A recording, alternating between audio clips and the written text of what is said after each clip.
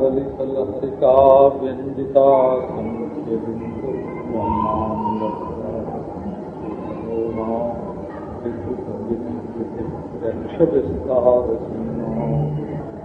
संगत भूमांशुमालोज्वल विमल रुचिध्वस्तमाया विलासः श्री पूर्णानंद आत्मभावं परिकटीतवसनं घनोपमं शतपत्रपत्रशायते क्षणम् धृतवेणुकैर्मकरमण्डितं गवाम् हृदिनोऽस्तु कौस्तुभभूषणम्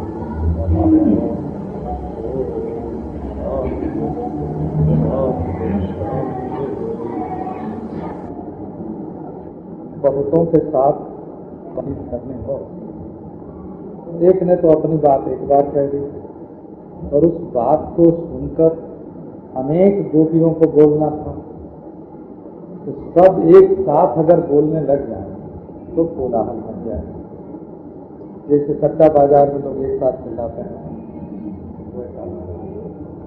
तो बोलने का भी कायदा, बोलिए तो तब जब बोलिए की रीति जानो। बोलना तब चाहिए जब बोलना आता हो, सत्य हो, हित हो, मधुर हो, थोड़े से हो, मित हो, अवसरोचित हो, मौके की बात हो, और उसके न बोलने से कोई हानि होती है तब तो बोल ही देना चाहिए। हम बोलेंगे तो हमारे ऊपर इसका क्या असर पड़ेगा? अपनी जीभ गंदी होगी, मन गंदा होगा, सुनने वाले पर क्या असर पड़ेगा? ये जाके गांव में बात फैलावेगा तो उसका क्या प्रभाव पड़ेगा? ऐसे नहीं कि जो मन में आया तो वो बोल दिया। लोगों में जो लड़ाई झगड़ा प्राय होता है ना, वैमनस्य होता है, दुश्मनी हो जाती है, उसमें कुछ लेन देन कम होता है, वो नफे नुकसान की बात नहीं होती है। वो तो जबान की कड़वाहट ही दुनिया को दुश्मन बना देती है और जबान की मिठास ही लोगों को दोस्त बना देती है। आप में गोपन का सामर्थ्य है कि नहीं? यदि नहीं है तो समझना कि आपका मन काबू में नहीं है। पत्नी वाली बात माँ से कह दिया, माँ वाली बात पत्नी से कह दिया, पति की बात मायके पहुंचा दी। ये सब सावधान होते। भगवान गोपनीयता को पसंद करता है। एक जगह तो आया है भागवत में, देव गुह्यम सर्वम संपद्यते भद्रे देव गुह्यम सुसंवृतम। देवता संबंधी बात को जितना गुप्त रखा जाए उतनी वो सफल होती है, उतनी सफल होती है वो बात जितनी गुप्त रखी जाए। अगर आपको कोई देवता संबंधी आश्चर्य दिखे, कोई अलौकिक चमत्कार मालूम पड़े तो उसको गुप्त रख लेना, छिपा लेना, लोगों को बताना नहीं। इससे मालूम पड़ता है कि आप अपने मन पर काबू रखते हैं। देव गुह्यम सुसंवृता। तो भगवान को भी अपनी बात गुप्त रखने वाली गोपी बहुत पसंद है।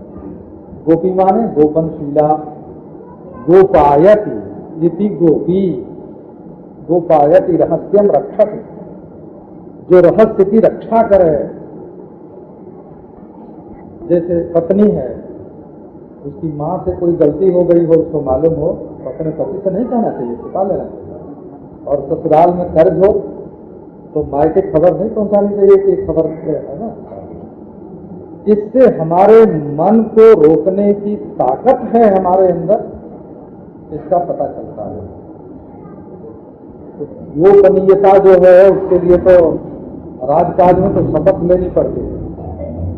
परोक्ष प्रिया वही देवा परोक्षेण प्रत्यक्ष दिशा।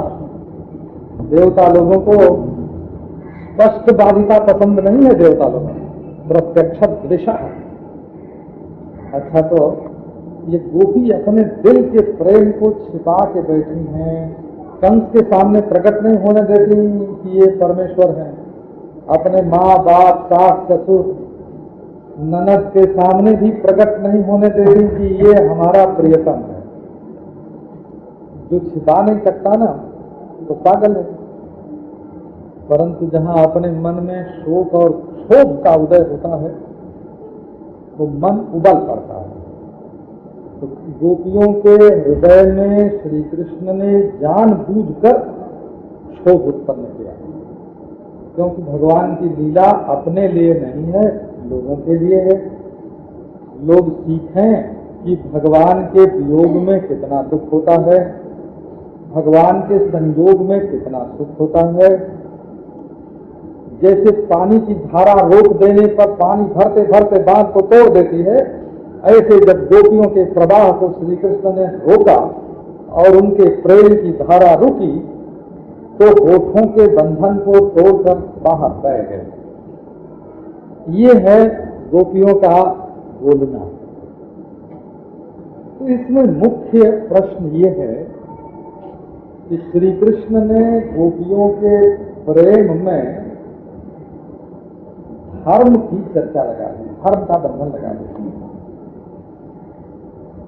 गोपियों के प्रेम की जो पवित्र नदी बह रही थी भगवान की ओर, श्री कृष्ण की ओर, उसमें श्री कृष्ण ने धर्म का बंधन लगाना चाहा।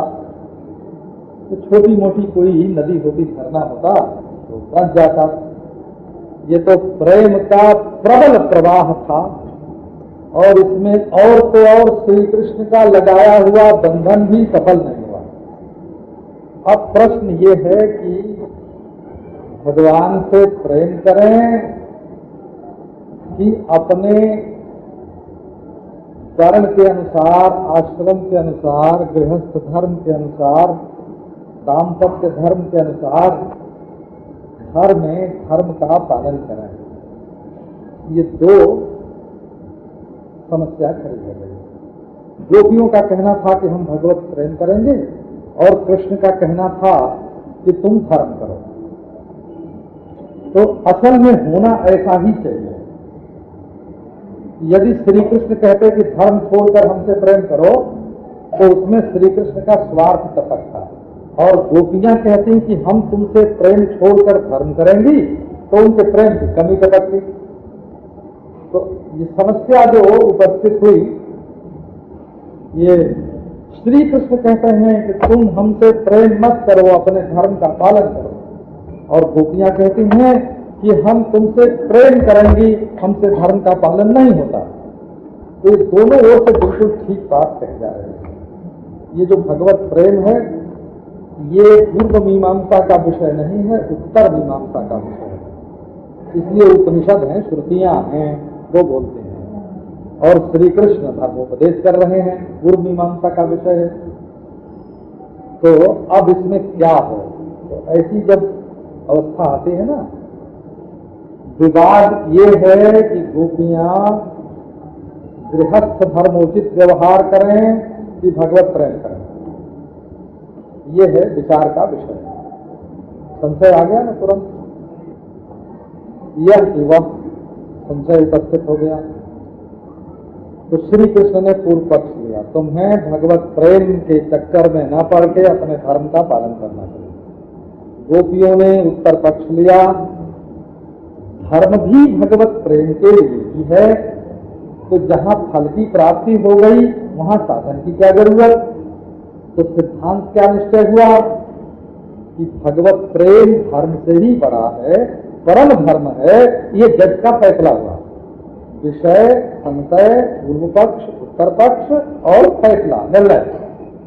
ये राजपंचाध्यायी के 5 क्या बोलते हैं अधिकरण। अधिकरण जो है, एक अधिकरण में विषय, संशय, पूर्व पक्ष, उत्तर पक्ष और सिद्धांत, ये पांचों होते हैं।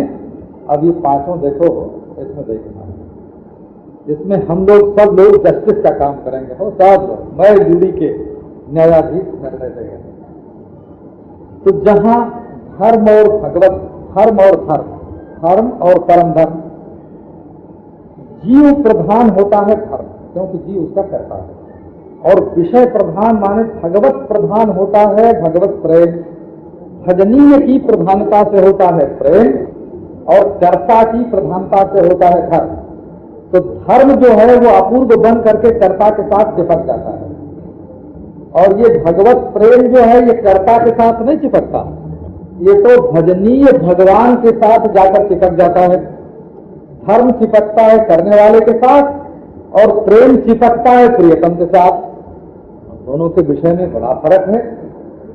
एक अंतःकरण को शुद्ध करता है और एक भगवत रस का आस्वादन कराता है। धर्म जीव के साथ अंतःकरण की सफाई करता है। धर्म तो वो चीज है जो पलंग को साफ कर दे, जो कालीन को साफ कर दे, जो घर की सफाई कर दे, और प्रेम तो वो चीज है जो प्रियतम के साथ खिला दे, वो भगवत प्रेम है। तो अब प्रश्न ये हुआ कि दोनों में विकल्प रखा जाए कि समुच्चय रखा जाए कि व्यवस्था की जाए, ये धर्मशास्त्र का विषय है।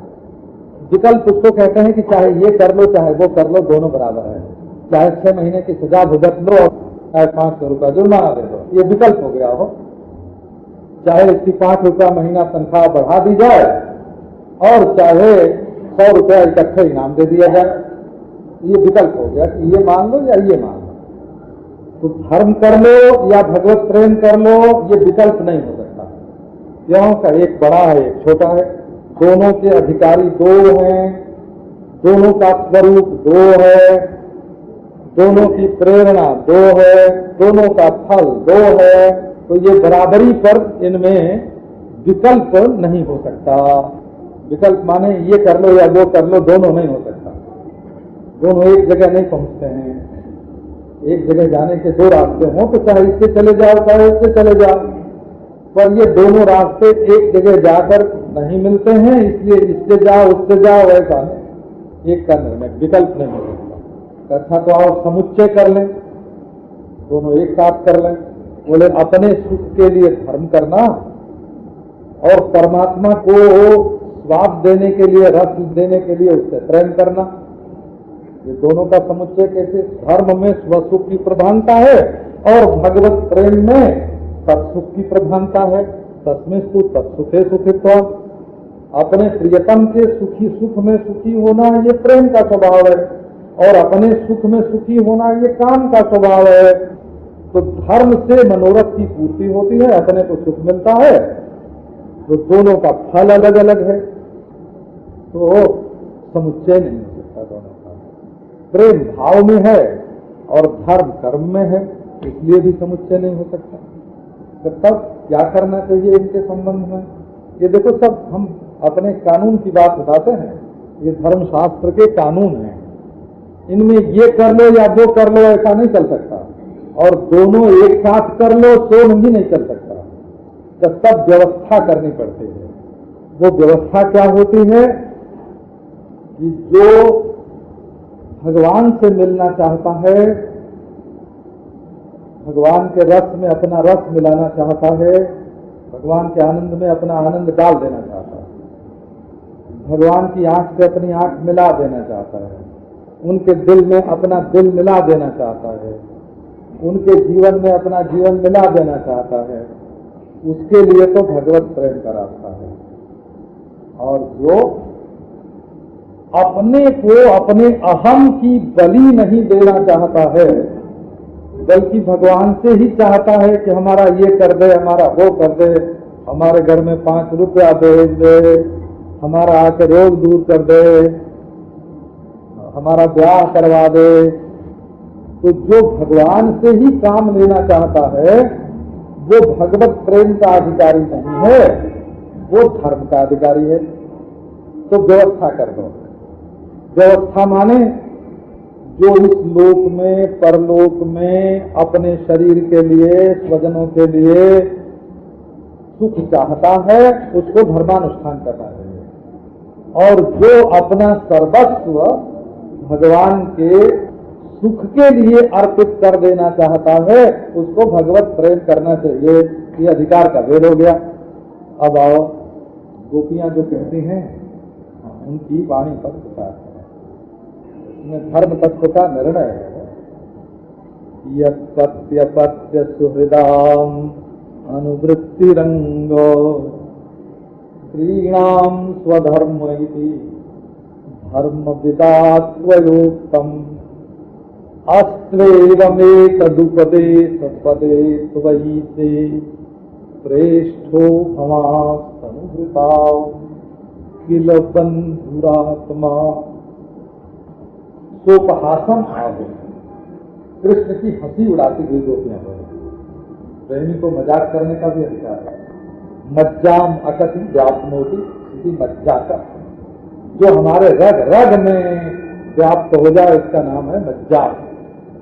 अच्छा जी, और जो प्रेमी हैं, जो प्रेयसी हैं, उनको अपने प्रियतम से सिर्फ हंसी मजाक करने का ही नहीं, उसकी हंसी उड़ाने का, उसको बनाने का, उसको खिल्ली उड़ाने का भी अधिकार होता है। तो गोपियों ने कहा धर्म विदा सोया, धर्म विदा इति सोपहासम। अच्छा, आप बड़े धर्मज्ञ हैं महाराज, हमने तो कभी आपके जीवन में नहीं देखा कि कोई धर्म कर्म भी करते हैं। झूठ बोलते आपको जरूर देखा, चोरी करते जरूर देखा, छेड़छाड़ करते जरूर देखा। तो ये आप धर्मज्ञ कब से हो गए कि हमारे लिए धर्म का उपदेश करने लगे? ये चोरी करने वाला हाथ, गोपियों का माखन नहीं कपड़ा तक चुराने वाला हाथ, और ये हम लोगों से छेड़छाड़ की बात करने वाला मुंह, कैसा मलूक लगता है धर्मोपदेश करते समय, बड़े मीठे लगते हैं। धर्म विदात होया, आज तो आप बड़े भारी धर्मज्ञ बन गए महाराज, धर्म विदात हो। बोले क्यों भाई, श्री कृष्ण के धर्मज्ञ होने में कोई शंका है? का अभी तक तो यज्ञोपवीत संस्कार हुआ नहीं, वेद धर्मशास्त्र पढ़ा नहीं, किसी धर्मज्ञ गुरु के चरणों में गए नहीं और धर्मोपदेश करना शुरू कर दिया। तो भाई धर्म का उपदेश करने वाला भी अधिकारी चाहिए, धर्मज्ञ हो उपदेश करे। और धर्म बताया किसको जाए, कोई पूछे तब तो। ना पृष्ठ कथित दुयात नचान्याय, बड़े धर्म शास्त्री बने हो। मनु जी ने तो कहा है कि अगर कोई धर्म की बात पूछे नहीं तो उसको बतलाना ही नहीं। तो पहली गलती तुम्हारी तो ये पकड़ी गई कि हमने तुमसे धर्म पूछा नहीं और तुमने धर्म का उपदेश लेक्चर झाड़ना शुरू कर दिया, कर्म का लेक्चर झाड़ना शुरू कर दिया। तो हम तो गांव की गंवार ग्वालिन, कोई धर्मम जिज्ञासमाना नाम, हम कोई धर्म जिज्ञासु होकर तुम्हारे पास नहीं आए हैं कि हमको धर्म बता दो। तो जब हम धर्म जानना ही नहीं चाहती तो हम धर्मोपदेश सुनने की अधिकारिणी नहीं, और तुमने वेद शास्त्र पढ़ा नहीं, धर्मज्ञ गुरु का सेवन किया नहीं, गांव के गंवार ग्वाले चराते हो गाय और चुराते हो कपड़ा और चुरा के खाते हो माखन, न नहाने का सहूर, न धोने का सहूर, न कपड़ा पहनने का सहूर, और आ गए धर्म का उपदेश करने। तो न तो तुमको धर्म का उपदेश करने का हक है और न तो हम उसको जानना चाहते हैं। अस्वेवमेतदुपदेश पदे, उपदेश पदे उपदेश कर, उपदेश पदे उपदेशाधिकारिणी एवं अस्तु। यदि कोई उपदेश करने का अधिकारी पंडित राज आ जाए काशी का, कहा भाई धर्म पर व्याख्यान दे लो, कोई धर्म पूछने वाला जजमान आ जाए तो उसको धर्म बता लो। न हम पूछते हैं और न तुम कोई काशी के विद्वान हो, फिर ये धर्मोपदेश अनवसर कहाँ से टपक पड़ा? अच्छा लो, अब दूसरी बात, अस्त्वेवमेतदुपदेश पदे अधिकारिणी वक्तरि अधिकारिणी जिज्ञासौ च सती एवं अस्तु। यदि दोनों अधिकारी हो तो जैसा आपने कहा ठीक वही हो, परंतु पहली बात ये, वकील लोग जो है ना वो पहले जब कोई दावा दायर करता है तो यही कहते हैं कि तुमको दावा दायर करने का हक है कि नहीं है। पहला प्रश्न ये उठाया जाता है कि इस आदमी को ये दावा दायर करने का हक है कि नहीं है। तो पहला फैसला तो ये हुआ कि श्री कृष्ण तुमको ये दावा दायर करने का हक ही नहीं है। कहो कि हम दावा दायर करने वाले नहीं, फैसला देने वाले हैं, तो तुम तो वादी हो, तुम तो मुद्दई हो और तुमको फैसला करने का कोई हक नहीं है। आप लोग तो अब दूसरी बात सुनाते हैं। अच्छा, एक सवाल का जवाब दो। ये वृंदावन में जब रासलीला करते हैं तब उसमें ये बात आता है कि हे धर्मशास्त्री जी महाराज, एक सवाल का जवाब दो, एक प्रश्न का उत्तर दो। एक बड़ी पतिव्रता पत्नी थी, उसका पति गया परदेश। तो जब जाने लगा तो पत्नी ने कहा कि हमारे लिए आश्रय क्या होगा, हम अपना समय कैसे व्यतीत करें।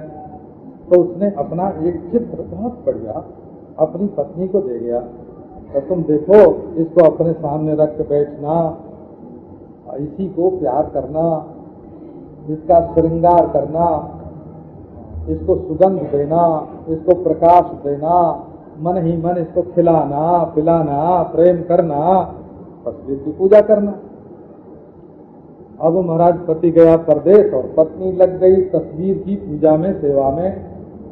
1 महीना 2 महीना 4 महीना बीत गया। अब ऐसी रम गई वो कि किवाड़ी बंद कर ले, भीतर बैठ जाए और वो तस्वीर की पूजा करे। एक दिन उसका पति लौट के आया, उसने किवाड़ी खटखटाई, भीतर से बंद। उसने कहा भाई खोलो किवाड़ी। कौन? अरे मैं हूं भाई, तुम मेरी आवाज नहीं पहचानती हो। प्रेमी लोगों को ये बात बहुत बुरी लगती है। फोन पर भी अगर किसी की आवाज न पहचानी जाए तो वो नाराज हो जाता है कि आप हमारी आवाज ही भूल गए, और शकल अगर भूल जाए तब तो क्या। एक बार हम कर्णवास में चातुर्मास से कर रहे थे, तो वहाँ एक माता थी मनभरी, उसका नाम था मनभरी देवी, अग्रवाल की, वहीं रहती थी गंगा किनारे। तो उसको मालूम पड़ गया कि हमको चावल, देहरादून वाला चावल हमको बहुत पसंद है। अब वो तुम्हारा चावल कढ़ी ला के हमको खिलावे। तो बहुत दिनों के बाद, वर्षों के बाद वृंदावन आई और रास्ते में मिली, प्रणाम किया। उसने कहा स्वामी जी हमको पहचान लिया आपने? तो हमको सूझी हंसी, हम पहचानते तो थे, परंतु हमने कह दिया कि ना। अब वो महाराज जो फूल माला लिए हुए थी हाथ में, तो पटक दिया धरती पर और छटपटाने लगी, हाय हाय हमको आप पहचानते तक नहीं। और महाराज वहीं से वो लौट गई कि स्वामी जी तो हमको पहचानते ही नहीं है। मैंने तो हंसी की थी, पर हंसी का बड़ा। अब महाराज पत्नी ने आवाज को पहचान ली, बोली ठहरो, दरवाजे पर ठहरो। तो क्या बात है, किवाड़ी क्यों नहीं खोलते हो, क्या काम है? बोले मैं तुम्हारे दिए हुए चित्र की पूजा जो कर रही हूँ, पहले पूजा पूरी हो जाए तब दरवाजा खोलें। तो अब बताओ धर्मशास्त्री जी महाराज कि जब पति आ गया, दरवाजे पर खड़ा हो गया, तो चित्र की पूजा करना धर्म है कि किवाड़ खोल करके साक्षात आए हुए पति का स्वागत सत्कार करना धर्म है? दोनों में क्या निर्णय है? श्री कृष्ण ने कहा कि अरे गोपी, इसमें क्या बताना है, उसको तस्वीर की पूजा छोड़ के किवाड़ी खोलना चाहिए और आए हुए पति का सत्कार करना चाहिए, प्रेम करना चाहिए। तो बोले तो यही तो बात तुम कर रहे हो महाराज। हमारे घर में जो पति हैं, जो पुत्र हैं, जो सगे संबंधी हैं, वो तो सब तस्वीर की तरह हैं। फोटो चाहे कितने हों, और जिसकी फोटो है वो तो एक है ना। 1000 फोटो वाला एक आ गया तो हम उससे मिलें, उससे प्रेम करें कि फोटो से प्रेम करें? वो जो हमारे घर में हैं वो तो सब फोटो हैं तुम्हारी, असली तो तुम ही हो। एक जत सत्य सत्य सुहृदाम अनुवृत्तिरंगो स्त्रीणाम स्वधर्म इति धर्म विदात स्वयोक्तम। व्रत जितने किए जाते हैं सब किस लिए किए जाते हैं? बोले विविधि शांति, सच्चिदानंद स्वरूप जो परमात्मा है उसके ज्ञान की प्राप्ति की इच्छा हृदय में उदय हो जाए। यज्ञ करते हैं इसलिए कि परमेश्वर की प्राप्ति की इच्छा हृदय में उदय हो, विविधि शांति या मिल जाए। लो तो विविदिशा वाक्य न, विविदिशा वाक्य से सर्वेषां धर्माणाम त्वयि एव पर्यवसानात्, जितना धर्म पालन है संसार में, ये विविदिशा श्रुति कहती है, यज्ञ दान तपस्या उपवास वेदानुवचन सबका पर्यवसान इसमें है। पर्यवसान अंत, सबका आखिरी नतीजा फल ये है कि परमेश्वर की, परमानंद स्वरूप परमेश्वर की प्राप्ति की लालसा हृदय में जग जाए। विविधि संति का यही अर्थ है, नहीं तो विविधि संति का अर्थ विदंति भी करता है। भामती प्रस्थान में प्रत्यय को मुख्य माना है और विवरण प्रस्थान में क्रियापद को मुख्य माना है। विविधि संति में सन विवक्षित नहीं है, विदंति इतने विवक्षित प्राप्त करते हैं। ये विद धातु जो है ना बड़ी विलक्षण है, विद्यमानता के अर्थ में है, विचारणा के अर्थ में है, लाभ के अर्थ में है, ज्ञान के अर्थ में है। तो ये आदमी धर्मात्मा है, इसकी पहचान क्या है? उसके मन में क्या पाने की लालसा है। यदि ईश्वर को पाने की लालसा हृदय में जग गई, देखो एक सुंदर क्रियता क्रियता, खरीद लो क्रियता क्रियता, यदि कुतोपि लभ्यते, इस श्याम सुंदर मुरली मनोहर पीतांबरधारी को खरीद लो क्रियता, जहां मिले वहां से खरीद लो। ये जगह मत देखो कि जंगल में मिला कि भवमाल में मिला कि मंदिर में मिला, जहां मिले वहीं से खरीद लो। तो कीमत क्या है इसकी? तत्र मूल्यमपि लौल्यमेकलम जन्म कोटि सुकृतैर्न लभ्यते। उसकी एक ही कीमत है कि उसके लिए मचल जाओ, उसके लिए ललक पड़ो, उसके लिए तुम्हारा दिल छलक पड़े, एक ही कीमत है उसकी। तत्र मूल्यमपि लौल्यमेकलम, जन्म ये पुण्य से नहीं मिलता है। तो देखो सब धर्मों का फल क्या है? भगवान को जानने की इच्छा, भगवान को पाने की इच्छा, भगवान से प्रेम की इच्छा, लालसा, विविदिशा। तो गोपियां कहती हैं कि देखो अब हम धर्म करने की अवस्था में नहीं है, धर्म का फल जो है उसको तो हम पा चुकी हैं, और ऐसा पा चुकी हैं कि धर्म अर्थ काम मोक्ष का परित्याग करके तुम्हारे पाने की इच्छा प्राप्त करके, लालसा प्राप्त करके, उससे व्याकुल होकर तुम्हारे पास पहुंच चुके हैं। जब हम नदी पार कर गए तब नाव की ओर इशारा करने का क्या अर्थ है? धर्म है नाव, और उस पर चढ़ के संसार नदी पार की जाती है, और फिर वहां प्रियतम का घर मिलता है, प्रियतम मिलता है। अब हम नाव पर चढ़ के नदी पार करके और अपने प्रियतम के घर में पहुंच गए। अब वहां आने पर अगर प्रियतम फिर नाव की ओर इशारा करे कि वो नाव है, जाओ चढ़ो उस पर, तो वो क्या कह रहा है? यही ना कि हमारे घर से लौट जाओ। अब जिस नाव से जितना नदी पार करनी थी कर दिया हमने, अब फिर उस नाव की ओर क्यों दिखाते हो? धर्म तो नाव है।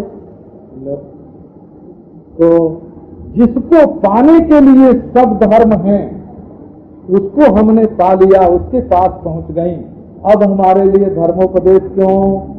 अब एक चौथी बात, यत्पत्य पत्य सुहृदामनुवृत्तिरंग स्त्रीणाम स्वधर्मैति धर्मविदातयोत्तम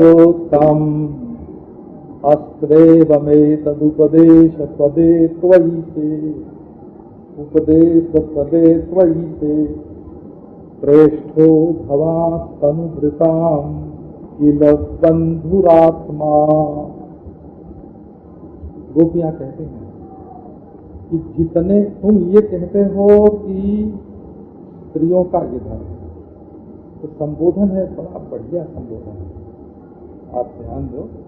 ये जैसे संस्कृत में तो बोलते हैं, अपने प्यारे से प्यारे को जब बोलते हैं तो बोलते हैं हम हो, हे हो। हमारे गांव में अगर पति अपनी पत्नी से बोलता है या पत्नी अपने पति से बोलती है तो बोलती है हे हो, यानी कि मुन्नू के पप्पा, ऐसे नहीं पिंकी के डैडी नहीं, है ना। यहाँ तो मिंकी पिंकी होते हैं ना सब, तो वहाँ बोलते हैं हे हो, हम हो। लेकिन इस संबोधन से भी ज्यादा हे है, भो है, अये है, आई है, अरे है। छोटे को बोलना हो तो अरे भी बोलते हैं, परंतु अंग जो है वो हे के भो के अर्थ में है। अंग माने प्यारे। जैसे बाबू लोग आपस में बातचीत करते हैं तो डार्लिंग बोलते हैं ना, बिल्कुल उसी अर्थ में ये संस्कृत का अंग शब्द है, बोला अंग, बिल्कुल उसी अर्थ में है अंग। इसका अर्थ जरा आप ध्यान दो तो मालूम पड़ेगा। मेरे आत्मरूप, मेरे शरीर, मेरे मैं रूप, मेरे प्यारे, क्या अर्थ हुआ कि तुम कहते हो कि पति की, पुत्र की, सुहृद की सेवा करो, और अपने शरीर में जब आग लग जाती है तब क्या करते हैं? अकबर ने एक बार बीरबल से पूछा कि बीरबल, अगर हमारी दाढ़ी में और तुम्हारी दाढ़ी में एक साथ आग लग जाए तो तुम किसकी पहले बुझाओगे, कि अपनी की मेरी? तो बीरबल ने साफ कह दिया कि साफ पहले हम अपनी बुझा लेंगे तब तुम्हारी बुझाएंगे। तो बोले देखो, यहाँ परिवार, सुहृद, सगे संबंधी अलग है, पुत्र मित्रादि अलग है, पति अलग है, और तुम तो हमारे प्यारे अंग हो, हमारे आत्मा हो, तो तुम्हारी अपेक्षा वे बहुत दूर है। सब दूर हैं और तुम नजदीक हो। पहली बात तो ये है, तो तुम नजदीक की सेवा छोड़ करके दूर वालों की सेवा बताते हो। अब दूसरी बात पर ध्यान दो, हम मानते हैं कि तुम धर्मवेत्ता हो, परंतु एतदुपदेश पदे, ये जो तुम उपदेश कर रहे हो, वो जो कर रहा है सो और जिसको किया जा रहा है सो, दोनों में पद माने अधिष्ठान, एक ही अधिष्ठान है। जो पति में है, जो पुत्र में है, जो बंधु में है, जो तुम में है, जो मुझ में है, वो अधिष्ठान ब्रह्म एक है और वही तुम हो। तो अधिष्ठान की उपलब्धि हो जाने के पश्चात अभ्यस्त की सेवा का कोई प्रसंग उठता ही नहीं। जब जस्मिन् अभ्यस्तम तत्तेन किंचिन नातिरिच्यते ततः न किंचित अपि अतिरिच्यते। जिसका जिसमें अभ्यास होता है उस अधिष्ठान से अभ्यस्त किंचित भी पृथक नहीं होता है। एक ही परमात्मा को हमने पति, पुत्र, स्वामी, पुरोहित, बंधु, माता, पिता अनेक रूप में बनाया है। उस एक परमात्मा के सिवाय दूसरा कोई बिल्कुल नहीं है और वही तुम हो। तो अब अधिष्ठान को छोड़कर हम अभ्यस्त की सेवा करने जाएं, रस्सी को छोड़कर सांप की पूजा करें, रस्सी को छोड़कर सांप की पूजा करें, तो तुम सर्वाधिष्ठान सच्चिदानंद ज्ञान साक्षात परम ब्रह्म हो। इसलिए एक उपदेश पदे, इन सब उपदेशों का जो अधिष्ठान है परम ब्रह्म परमात्मा, उसमें ही ये प्रीति हो। अच्छा, और सारी गोपियों, ये प्रेमी लोग जो है ना, ये कुछ महाराज अंधे हो जाते हैं, इनको प्रेम अंधा बना देता है, इसमें जल्दी कुछ सूझता नहीं। सारी गोपियों, ये चमचा लोग, ये सेठों के चमचे होते हैं ना, तो चमचे से क्या होता है कि कुछ पीना हो तो पीते हैं, खाना हो तो खाते हैं, वो चमचा खाने पीने के काम आता है। तो सेठ लोगों के जो चमचे होते हैं वो भी उनके सामने भोग ला करके उपस्थित करते हैं, उनको पिलाते हैं, उनको खिलाते हैं, उनको पैसा कमवाते हैं, उनको औरत दिलवाते हैं। ये चमचा का काम है, ये चमचा है। तो जब किसी से प्रेम हो जाता है तब वो प्रेमी अपने प्रियतम का चमचा बन जाता है, चमचा। तो वो दिल्लीश्वर होगा, जगदीश्वर होगा, वो तो कहने लगता है दिल्ली के बादशाह नहीं है, तब अरे ये तो सारी दुनिया के बादशाह हैं। अकबर की स्तुति की है लोगों ने, अकस्मात वरो जाता है तस्माद अकबर स्मृता। ये अकस्मात परमेश्वर जो है वो प्रकट हो गए, का नाम अकबर। तो अकबर को परमेश्वर किसने कहा? अकबर के चमचे ने कहा, और किसने कहा? अकस्मात से भरो जाता। तो महाराज ये प्रेम से जब लोग अंधे हो जाते हैं तो दिल्लीश्वर को ही जगदीश्वर कहने लगते हैं। तो अरे ग्वालिनो, तुम प्रेम से अंधी हो गई हो, इसलिए हमको अधिष्ठान, जगत का अधिष्ठान कह रही है। तो नहीं, देखो हम बताते हैं, हम प्रेम से अंधी नहीं हैं, सचमुच हमारी आंख खोली है। हमने जो संसार में प्रेम जोड़ा वो हमारा अंधापन है। एक नष्ट होने वाली चीज को हमने अपना प्यारा समझा, एक धोखा देने वाली चीज को हमने अपना प्यारा समझा, एक मरने वाली चीज को हमने अपना प्यारा समझा, एक अलग चीज को हमने अपना प्यारा समझा। अंधे तो हम तब थे जब संसार के प्रेम में फंसे हुए थे, हमारी नजर तो अब खुली है। त्वयि से प्रेष्ठो भवास्तनुवृताम किल बंधुरात्मा। कहती हैं सच्चे तुम ही हो हमारे प्यारे अंग। एक ये भी है कि देखो तुम हो अंग और हम हैं अंगी। जैसे हाथ है अंग और हाथ वाला है अंगी, तो हम हाथ को जैसे चाहते हैं कि हमारे मुंह में ग्रास ला के देता है, पांव से हम कहते हैं कि चलो तो चलता है। तो असल में श्री कृष्ण तुम हो हमारे अंग और हम हैं अंगी, तो हम जैसे कहें वैसे करो। हम तुम्हारा हुक्म नहीं मानते हैं, तुमको हमारा हुक्म मानना पड़ेगा। ये भी एक प्रेम है।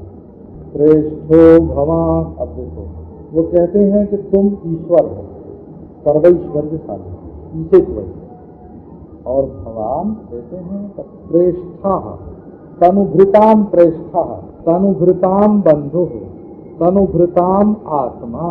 प्रेष्ठो भवा तनुभृताम बंधुरात्मा। ये सिद्ध कर रहे हैं हमारी नजर ठीक है, तुम्हारी नजर गलत है। हम सही देख रही हैं, तो सही क्या देख रही हो? तो तुम सबके स्वामी हो, इसलिए हमारे भी स्वामी हो। तो हमारा भक्त और भगवान का सा तुम्हारा तुम्हारा। और प्रेष्ठो भवान, तुम परम प्रियतम हो, आनंद स्वरूप, सबके स्वामी हो, इसलिए हमें स्वीकार करो, हमारे भी स्वामी हो। और सबके परम प्रेमास्पद हो, इसलिए हमको स्वीकार करो, हम तुम्हारे प्रेमी हैं। और बंधु हो, सबके हितकारी हो, बंधु माने हितकारी हो, हित हो, इसलिए हमको स्वीकार करो। और आत्मा, तुम तो सर्वाभाषक स्वयं प्रकाश चैतन्य आत्मयी हो। ईश से ईश्वरता, प्रेष्ठ से परम प्रियता आनंद स्वरूपता, और आत्मा से चेतन स्वरूपता, त्वयि से अपरोक्षता, अपरोक्ष त्वयि, त्वयि से तो त्वयि अपरोक्ष है। तुम कोई वैकुंठ में बैठे हुए ईश्वर नहीं हो, हमारी आंखों के सामने ब्रजभूमि में चांदनी रात में मोर मुकुट पहने, पीतांबर धारण किए, बांसुरी हाथ में लिए, त्रिभंग ललित भाव से खड़े, तो यही तो जो अपरोक्ष है। हम परोक्ष ईश्वर की चर्चा नहीं करते हैं, परोक्ष अपरोक्ष ईश्वर की चर्चा करते हैं। अपरोक्ष हो हमारे भक्ति में, अपरोक्ष नहीं मानते, प्रत्यक्ष मानते हैं। तुम तो हमारे प्रत्यक्ष ईश्वर हो और ईश्वर हो, स्वामी हो। तुम्हें अपने स्वामित्व से भी हमको स्वीकार करना चाहिए, श्रेष्ठ होने से भी, परम प्रियतम होने से भी अपने प्रेमी को स्वीकार करना चाहिए, हितकारी बंधु होने के कारण भी हमको स्वीकार करना चाहिए। और बात में ही हो, जो हम तो तुम, जो तुम तो हम। तो तब भी स्वीकार करना चाहिए, अस्वीकृति तो है ही नहीं। यहाँ धर्म का क्या प्रसंग आया, यहाँ धर्म का क्या प्रसंग आया? ये अकांड तांडव, अकांड तांडव महाराज, जैसे कोई कथा वार्ता मधुर मधुर संगीत हो रहा हो और कोई घिघियाने लगे, कांड तांडव कर बैठा महाराज, है ना। बेमौके यहाँ ये वृंदावन की भूमि, ये रासस्थली, ये चांदनी रात, और ये तुम्हारा बांसुरी बजाकर आमंत्रण, वरदान देकर स्वीकृति, और अपने प्रेमियों को अपने पास बुलाकर, अप्रैल फूल बना रहे हो क्या? क्या बोलते हैं, यही शब्द है ना। हाँ, पहले तो बुला, निमंत्रण भेज दिया कि आ जाओ, और महाराज दरवाजे पर लिखा हुआ था, जब प्रेमी लोग निमंत्रण सुन के, बंसी ध्वनि सुन करके जब आए, आज हमारे यहाँ बहुत बढ़िया संगीत है, नृत्य है, आप लोग आकर सम्मिलित होइए, और दरवाजे पर आए तो आवाज आ रही है, विकार बज रहा है क्या, कि लौट जाओ, आज अप्रैल की 1 तारीख है। तो अगर ऐसे ही लौटाना था, ऐसे ही लौटाना था तो बांसुरी बजा के बुलाया क्यों?